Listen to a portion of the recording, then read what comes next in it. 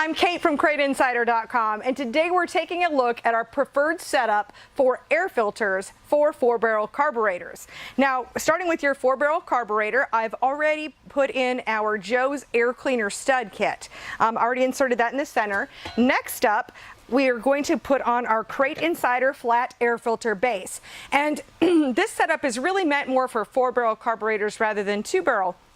Just to let you know. Now, if you can run a cold air box in the series that you're racing, then we definitely recommend a cold air box. And this one from Dominator, it comes with this gasket. So we're going to put this gasket down on top of our air filter base, just like that.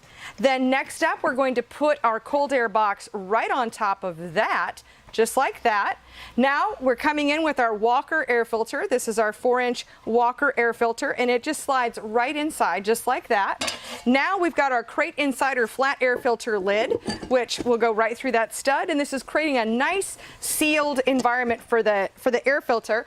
And then we have our top for our Joe's air cleaner stud. So just like that, here we go. Let's go ahead and screw that down here. Just like that.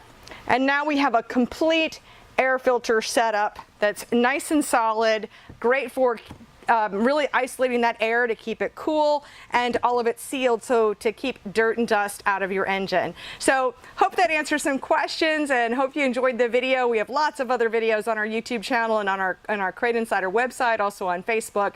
But in the meantime, thank you so much for watching. If you're watching on YouTube, hit that subscribe button, and I'll see you in another video.